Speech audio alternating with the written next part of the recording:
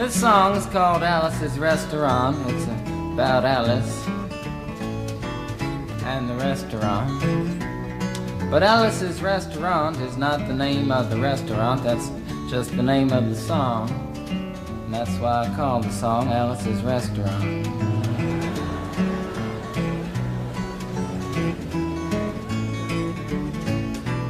You can get anything you want at Alice's Restaurant. You can get anything you want at Alice's Restaurant.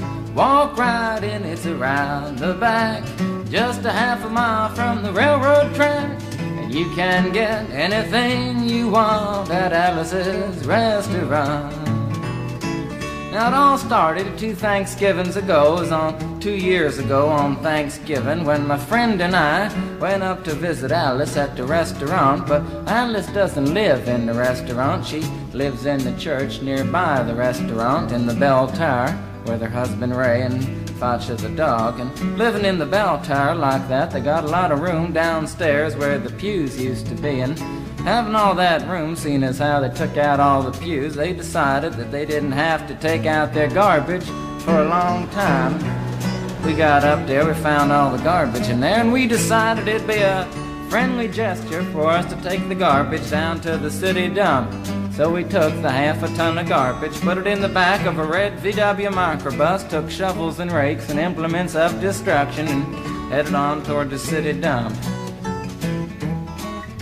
Well, we got there, and there's a big sign and a chain across the dump saying closed on Thanksgiving, and we had never heard of a dump closed on Thanksgiving before, and with tears in our eyes we drove off into the sunset looking for another place to put the garbage. We didn't find one till we came to a side road, and off the side of the side road was another 15-foot cliff, and at the bottom of the cliff was another pile of garbage. And we decided that one big pile was better than 2 little piles, and rather than bring that one up, we decided to throw ours down. That's what we did. Drove back to the church, had a Thanksgiving dinner that couldn't be beat, went to sleep and didn't get up until the next morning when we got a phone call from Officer Obie. He said, "Kid, we found your name on an envelope at the bottom of a half a ton of garbage, and just wanted to know if you had any information about it." And I said, "Yes, sir, Officer Obie, I cannot tell a lie. I put that envelope under that garbage." After speaking to Obie for about 45 minutes on the telephone, we finally arrived at the truth of the matter and said that we had to go down and pick up the garbage, and also had to go down and speak to him at the police officer station. So we got in a red VW microbus with the shovels and rakes and implements of destruction, headed on toward the police officer station. Now, friends, there was only 1 or 2 things that Obie could have done at the police station, and the first was that he could have given us a medal for being so brave and honest on the telephone, which wasn't very likely and we didn't expect it. Another thing was that he could have bawled us out and told us never to be seen driving garbage around the vicinity again, which is what we expected. But when we got to the police officer station, there was a third possibility that we hadn't even counted upon, and we was both immediately arrested, handcuffed. And I said, "Obie, I don't think I can pick up the garbage with these handcuffs on." He said, "Shut up, kid. Get in the back of the patrol car," and that's what we did, and sat in the back of the patrol car and drove to the, quote, "scene of the crime," unquote. I want to tell you about the town of Stockbridge, Massachusetts, where this happened. Here they got 3 stop signs, 2 police officers and 1 police car. But when we got to the scene of the crime, there was 5 police officers and 3 police cars, being the biggest crime of the last 50 years, and everybody wanted to get in the newspaper story about it. And they was using up all kinds of cop equipment that they had hanging around the police officer station. They was taking plaster, tire track, footprints, dog-smelling prints, and they took 27 8x10 color glossy photographs with circles and arrows and a paragraph on the back of each one explaining what each one was to be used as evidence against us. Took pictures of the approach, the getaway, the northwest corner, the southwest corner, and that's not to mention the aerial photography. After the ordeal, we went back to the jail. Obie said he was going to put us in the cell. Said, "Kid, I'm going to put you in the cell. I want your wallet and your belt."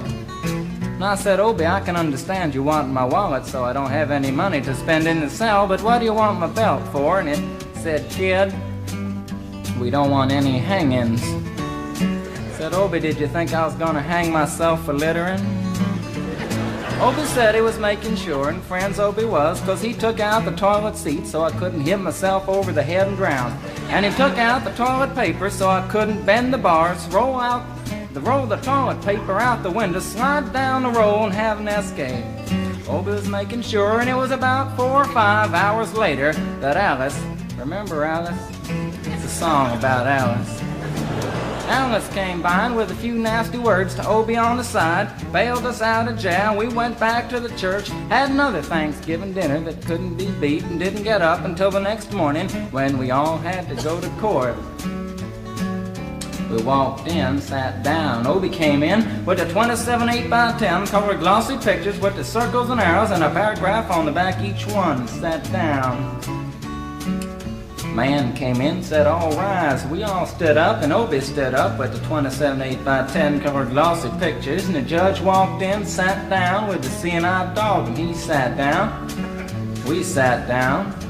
Obie looked at the seeing-eyed dog.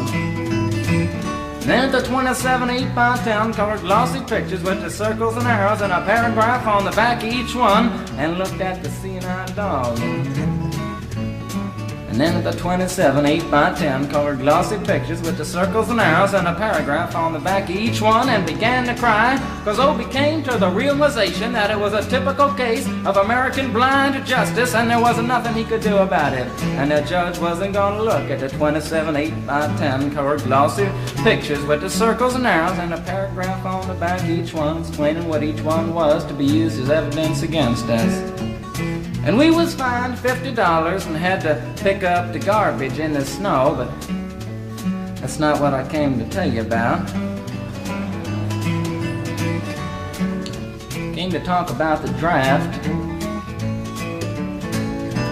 We got a building down New York City. It's called Whitehall Street, where you walk in and you get injected, inspected, detected, infected, neglected, and selected.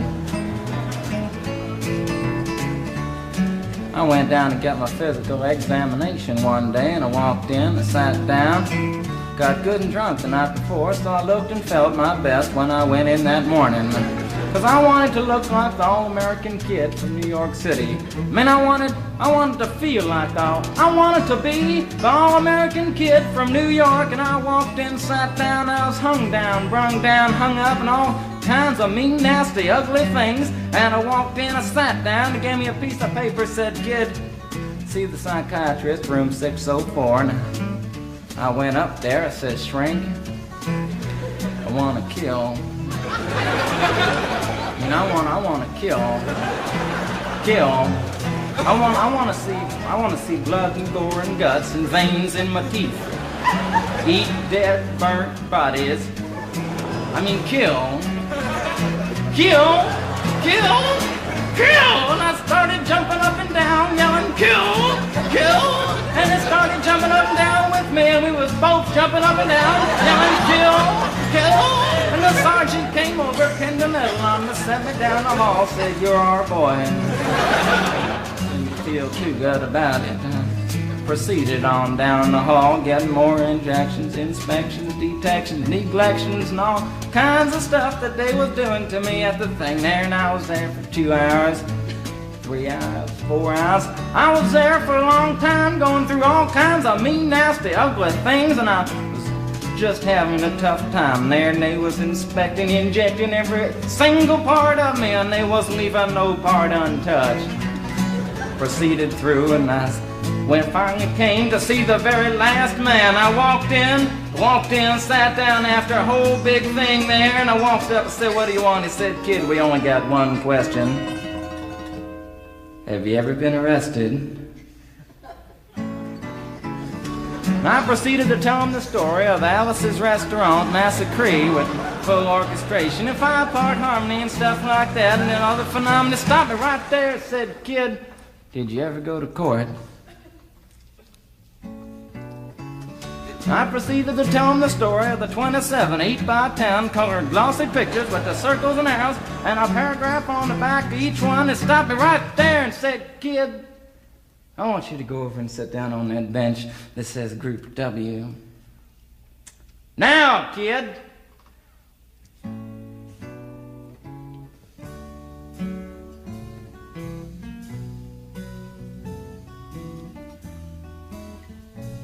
And I walked over to the bench there, and there's Group W is where they put you if you may not be moral enough to join the army after committing your special crime. And there was all kinds of mean, nasty, ugly-looking people on the bench there.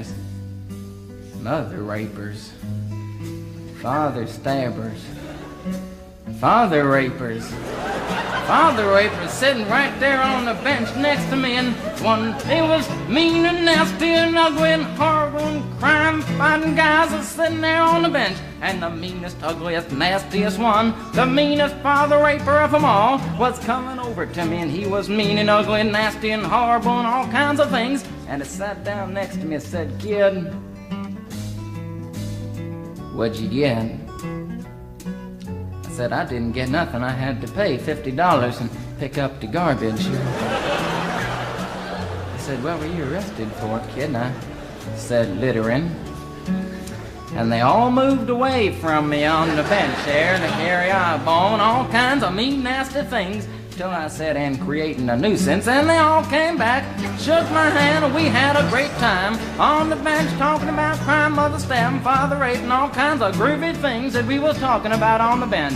And everything was fine. We were smoking cigarettes and all kinds of things until the sergeant came over, had some paper in his hand, held it up and said, "Kids, this piece of paper's got 47 words, 37 sentences, 58 words. We want to know details of the crime, time, crime, and that kind of thing. You got to say up about the crime, want to know the rest of the officer's name, and that kind of thing. You got to say." And it talked for 45 minutes, and nobody understood a word that he said, but we had fun filling out the forms and playing with the pencils on the bench there. And I filled out the massacre with the 4-part harmony and wrote it down there just like it was, and everything was fine. And I put down a pencil and I turned over the piece of paper, and there on the other side, in the middle of the other side, away from everything else on the other side,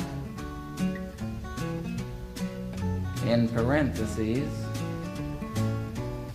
capital letters, quotated, read the following words: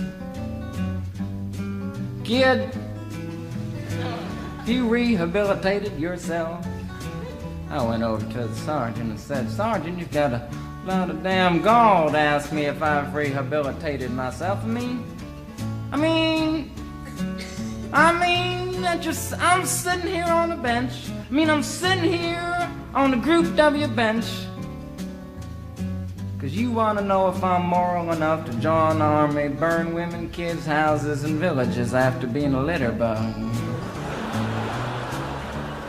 He looked at me and said, "Kid, you don't like your kind, and we're going to send your fingerprints off to Washington, and friends, somewhere in Washington, enshrined in some little folders, a study in black and white of my fingerprints.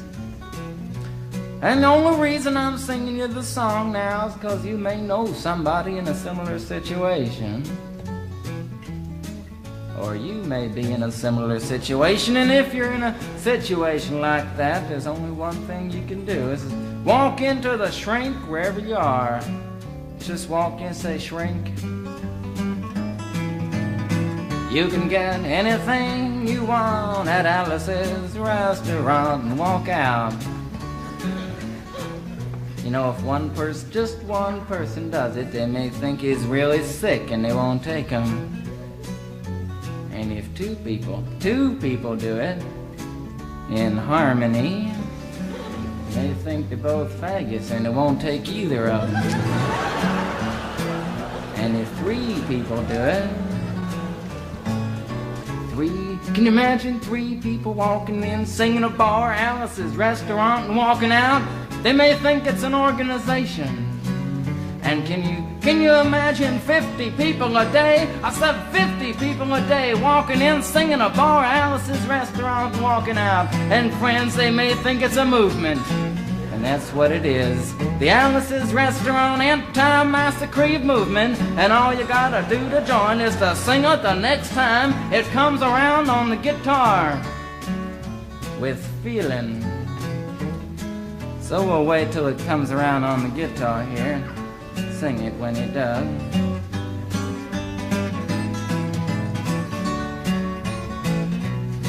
Here it comes. You can get anything you want at Alice's Restaurant. You can get anything you want at Alice's Restaurant. Walk right in, it's around the back, just a half a mile from the railroad track. And you can get anything you want at Alice's Restaurant. That was horrible. If you want to end war and stuff, you gotta sing loud. You could put a lot. I've been singing the song now for 25 minutes. I could sing it for another 25 minutes. I'm not proud or tired. So we'll wait till it comes around again, and this time with 4-part harmony and feeling. We're just waiting for it to come around is what we're doing.